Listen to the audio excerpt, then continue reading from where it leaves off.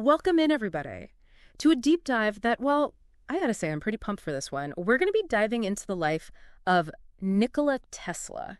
Ooh. And, I mean, this is a guy, come on, who's reached, like, almost legendary status, Right. in the world of science and invention.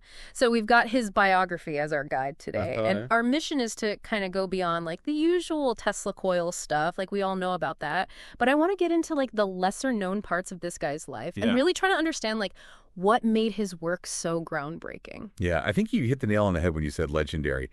Part of the reason, like, why Tesla is still so fascinating to people today is because, he really operated on a different wavelength, like both literally and figuratively.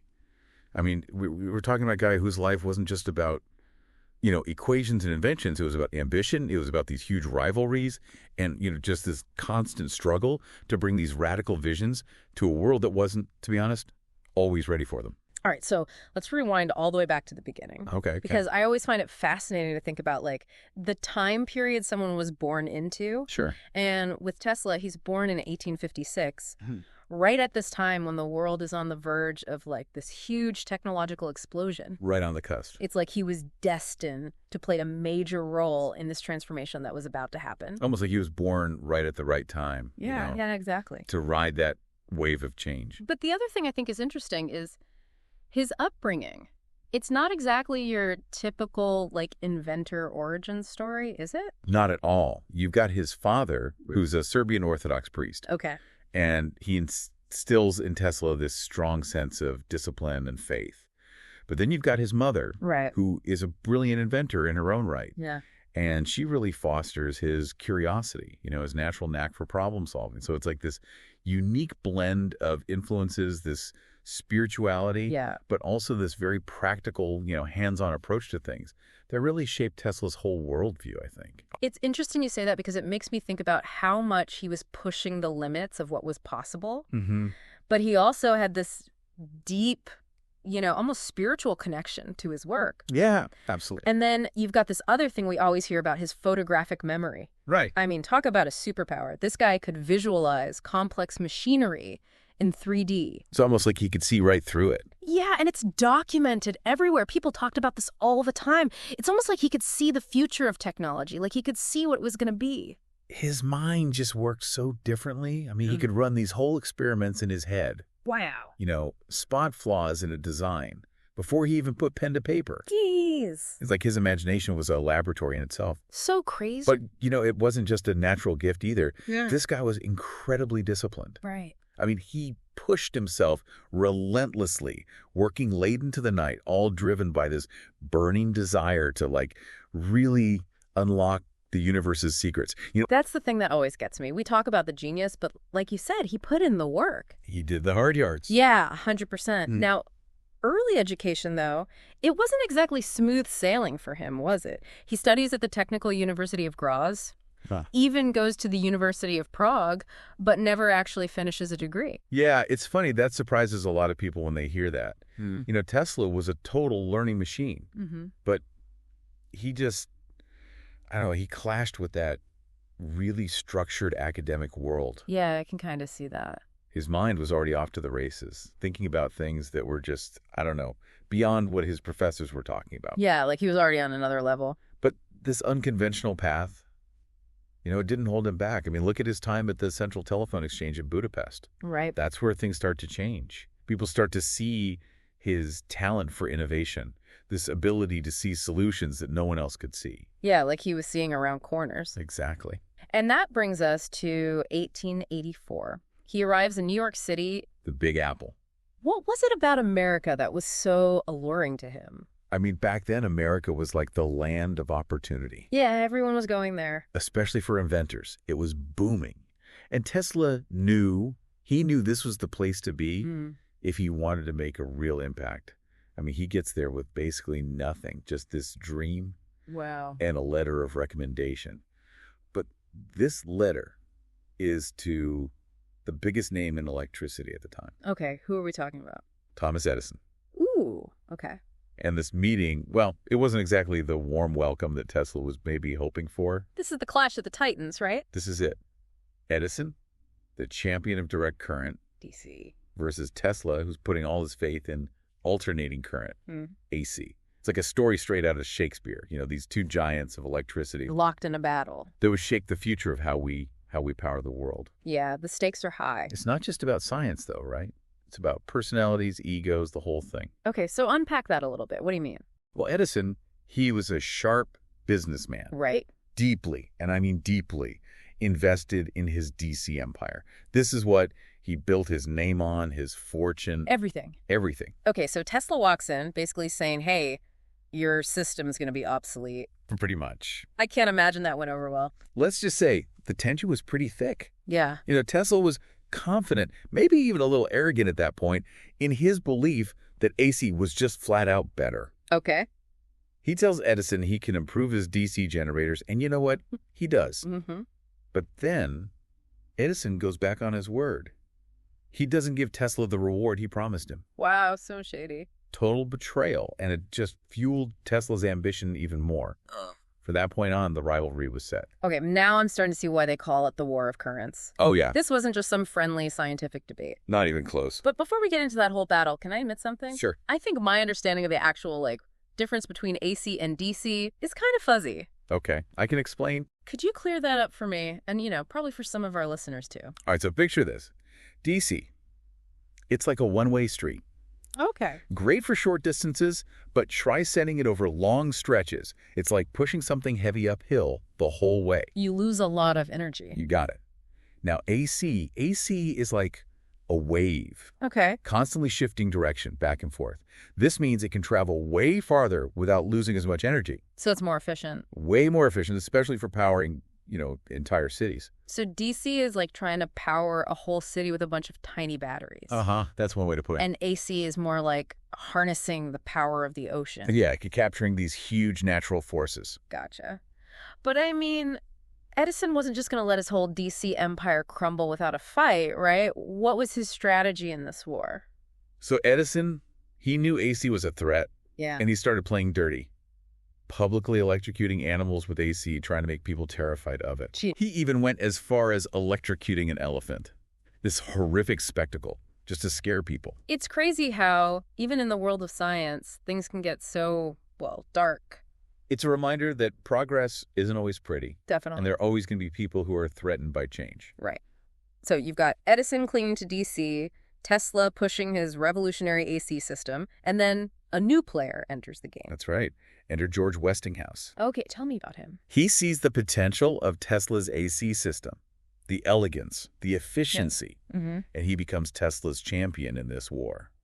Westinghouse, he buys the patents for Tesla's AC induction motor and his transformers. Wow, so he's putting his money where his mouth is. He's betting big on Tesla. This is setting the stage for a showdown, isn't it? Oh, absolutely. And the battleground. The 1893 World's Columbian Exposition in Chicago. Okay, so like a World's Fair? A huge one. And both Edison and Tesla are fighting for the contract to light up this entire thing. Whoever wins this, they're not just illuminating a fair, they're illuminating the future. Okay, I'm hooked.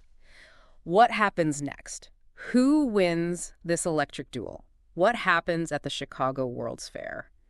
So last time we were talking about this huge showdown brewing at the 1893 World's Fair in Chicago. This is a big one. With Edison and Tesla, head to head to win the contract to light up the whole fair. Mm-hmm. This is like a make or break moment, right? For both of them. Absolutely. The whole world was watching me. Whoever won this contract, they weren't just lighting up a fair. They were basically setting the standard for the future of electricity, like for the whole planet. So did Tesla win? I mean, I can't even imagine what that must have been like, back then, for people to see the power of AC on full display like that. Okay, so imagine this. Back then, electric light was like this new thing, a luxury. Most people couldn't even afford it. Yeah, it was a big deal. Then, picture the Chicago Fairgrounds, but bathed in this glow of thousands of incandescent bulbs, all powered by Tesla's AC system. Wow. It was just dazzling. This brilliant display of, not just brilliance, but efficiency, too. It proved, without a doubt, that AC wasn't just safe. It was capable of things that DC could only dream of. Yeah, it was like night and day, right? Completely. Yeah. That had to be the turning point. The moment people realized, this is it. This is the future. I'm curious, though, what was Edison's reaction to all this? Losing to Tesla on such a huge stage. Well, let's just say, He wasn't exactly thrilled. Yeah, I can imagine. And he built his whole career on DC. To see his rival system win on the kind of global stage, it must have stung a little. More than a little, I'd say. But even Edison couldn't deny it. AC was the real deal. And just a couple years later, in 1895, Tesla's genius was proven even further with the opening of the Niagara Falls Power Station. Oh, wow. The first hydroelectric plant, right? The first large-scale one, yeah. And you know what powered it? I'm going to guess AC. You got it. Yeah. Tesla's polyphase system, his induction motors, they harnessed the insane power of Niagara Falls and transmitted it over huge distances, proving that AC could power entire cities, not just a fairground. That's a massive win. It was. Yeah, way bigger than the War of Currents. This was like proof that Tesla's vision of an electrified world, a world connected by this invisible force of alternating current, it wasn't just a dream. It was reality. It was happening. But what I find really interesting is that was just the beginning for Tesla. He achieves this monumental victory, and then he sets his sights on something even bigger. It's like he was never satisfied, always pushing further. That's the thing about him. He wasn't just content with lighting up cities. He was obsessed with this idea of wireless power, like a world where energy just flows freely, no wires needed. A radical idea. Totally. And to understand this obsession, we got to talk about one of his most famous inventions. Which one?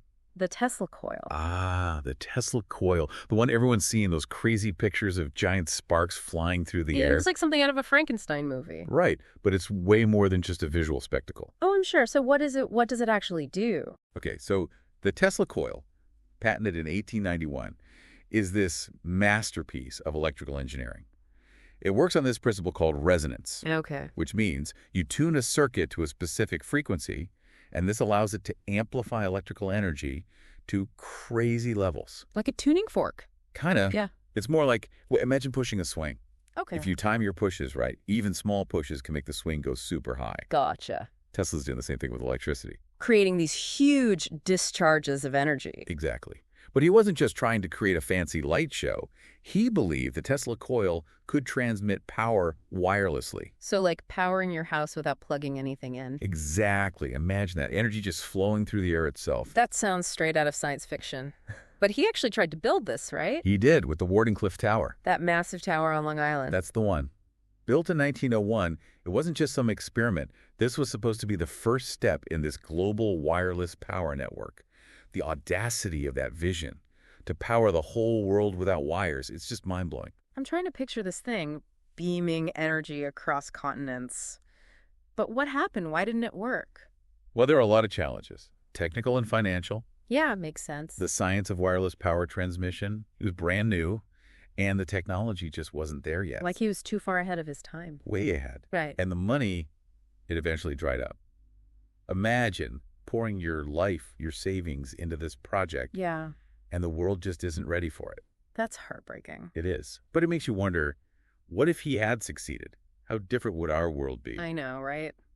But even though Wardenclyffe never really took off, Tesla's work laid the foundation for so much of the wireless tech we use today, like radio. Exactly. A lot of people don't know this, but Tesla was crucial to the development of radio, even though Marconi usually gets the credit. He does, but our sources make it pretty clear that Tesla was the real pioneer. Oh, yeah. I mean, Marconi might have been the one to commercialize it, but Tesla held several key patents for the technology behind radio transmission. And get this, in 1898, he demonstrated a remote-controlled boat. A remote-controlled boat in 1898? Yeah, showing everyone what wireless communication could do. That's crazy. It's like a stuff we take for granted today. Back then, it seemed like magic. And it wasn't just radio. He was experimenting with high-frequency currents, leading him to observe X-rays way before Roentgen. I mean, his work with high voltage and electromagnetic radiation, it basically paved the way for technologies that would, change medicine forever and our understanding of the universe. It's true. Tesla's influence is everywhere, even if people don't realize it. But there's this tragic side to his story, right? Yeah, it's hard to ignore. This brilliant mind struggling for funding, facing setbacks, becoming more and more isolated. It's a tough contrast to all those early successes. I mean, it makes you wonder, was he just too far ahead of his time for people to understand him? Maybe. His later years were tough. Brilliant ideas, but often too radical, met with skepticism, sometimes even ridicule. That's got to be hard. He was moving from hotel to hotel in New York, Wow. struggling to pay his bills. Imagine the man who lit up the Chicago World's Fair ending up basically broke. That's so sad. It's like the man who brought light to the world ended up in darkness himself. It's a cruel irony, isn't it? But before we go into that final chapter, is there anything else about his inventions that you think people should know? Something particularly cool or unexpected? You know, there is one area that I think deserves more attention. Okay, what is it? Tesla's work with the rotating magnetic field. Okay, I'm listening. It's the principle behind his AC induction motor, and it's just genius.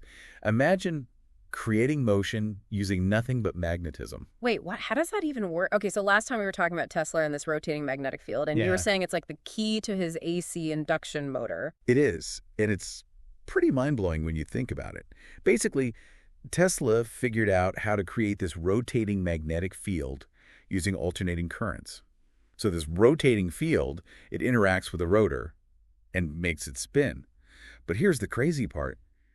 There's no direct physical connection between the field and the rotor. Wait, so it's like an invisible force making a motor spin. Yeah, pretty much. It's all thanks to the magic of electromagnetism. That's why. So this invention, the AC induction motor, this is one of his biggest contributions, right? I'd say so. I mean, it's everywhere today. It's like the workhorse of modern industry, powering everything you can think of: fans, pumps, factory machinery, even electric vehicles. Wow, so something he discovered over 100 years ago is still powering our world today. It is. It's a testament to how far ahead of his time he really was. But as we get into the later years of Tesla's life, there's this, I don't know, this sense of tragedy that kind of hangs over everything. Yeah. His amazing ideas, but always struggling for funding, becoming more isolated from everyone. It's just a stark contrast to all those early triumphs. It's true. Tesla's later years, they were a mix of brilliance and frustration. You know, he was so fixated on this idea of wireless power transmission, even when most of the scientific community had pretty much given up on it. Yeah. His ideas were getting, well, let's just say, pretty out there. Yeah, bordering on science fiction, right? Sometimes, yeah. A lot of people saw them as impractical, even delusional. He was way ahead of his time, and the world just wasn't ready. And that must have been hard for him, I mean, not just financially, but emotionally, too. Oh, absolutely. He never stopped working, though. Notebooks filled with ideas, designs, but the money was drying up. Yeah. He was bouncing from hotel to hotel, barely scraping by. It's kind of sad to think about. The man who lit up the Chicago World's Fair ending up, almost penniless. It's like a cruel twist of fate, isn't it? The man who brought light to the world ending up in the dark. Yeah, in a way. Yeah. But even in those really dark times, you never get the sense that Tesla gave up. He kept tinkering, kept inventing, kept dreaming of this future where his ideas would change the world. He never lost faith in his vision. Not for a second. Even when no one else believed in him, he believed in himself, in his work. It's almost like he knew that even if people didn't get it then, eventually they would. And you know what? He was right. Tesla died in 1943, 86 years old, alone in a New York hotel room. But his legacy, it didn't die with him. In fact, it's only grown stronger over time. It's amazing how sometimes it takes time for the world to recognize true genius. It's true. So how do you go from being this almost forgotten figure to the icon Tesla is today? Well, it's a story of rediscovery. In the decades after his death, people started looking back at his work with fresh eyes, realizing just how much he'd contributed to science and technology. The Nikola Tesla Museum in Belgrade became the center for preserving his legacy, and then there's the Tesla Tower on Long Island. Yeah, the one he never finished. Right, but it's still there, this monument to his ambition. And of course, you can't talk about Tesla's legacy without mentioning, Tesla Motors. I was just thinking about that. The electric car company, one of the most valuable companies in the world. They've taken Tesla's name, his vision of a future powered by electricity, and brought it to the masses. I mean, it's perfect, right? The guy who dreamed of harnessing the power of Niagara Falls. Now his name is on cars that are powered by electricity, silently and efficiently moving us toward the future he imagined way back when. A pretty amazing tribute when you think about it. Yeah. But as we wrap up our deep dive into Nikola Tesla's life, what's the one big takeaway? What do you want people to remember about him? I think for me, it's the power of belief. You know, this guy faced so many obstacles, ridicule, he went broke, but he never stopped believing that his ideas could change the world. It's a reminder that innovation, it's not easy. And true visionaries, well, they're often misunderstood. Yeah. Especially when they're way ahead of their time. But it's that unwavering belief, that dedication to pushing the boundaries of what's possible, That's what drives progress and shapes the future. I think you nailed it. Tesla's life, all the highs and lows, it's a reminder that if you dream big and never give up, even when it seems impossible, you can achieve amazing things. And hey, sometimes the most groundbreaking ideas, the ones that really shake things up, they might seem a little crazy at first. Yeah, just like Tesla. Exactly. So there you have it, folks. Nikola Tesla, a brilliant mind, a flawed human being, and a true visionary whose legacy continues to shape our world today. Thanks for joining us on this incredible journey into the life and work of one of history's greatest inventors.